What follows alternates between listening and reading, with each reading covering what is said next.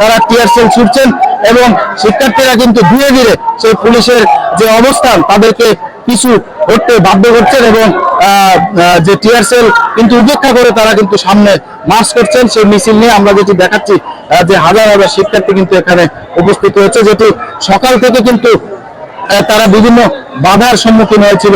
Khulna new market থেকে আমরা প্রথম লাইভে আপনাদেরকে দেখিয়েছিলাম যে শিক্ষার্থীরা বাধার সম্মুখীন হয়েছিল। সেখানে বাইতুল মসজিদের সামনে যখন শিক্ষার্থীরা অবস্থান নিচ্ছিল তখনও কিন্তু বাধার সম্মুখীন হয়েছিল। তবে হাজার হাজার শিক্ষার্থী যখন তারা একত্রিত হয়ে তাদের মিছিল যখন কিন্তু তারা মার্চ করছিল তখন কিন্তু পুলিশ পিছু হটতে বাধ্য হয়। এরপরে সোনাডাঙ্গা বাস টার্মিনাল থেকে তারা কিন্তু হয়ে গোল্লামারি হয়ে খুলনা বিশ্ববিদ্যালয়ের সামনে কিন্তু তারা অবস্থান নিয়েছে।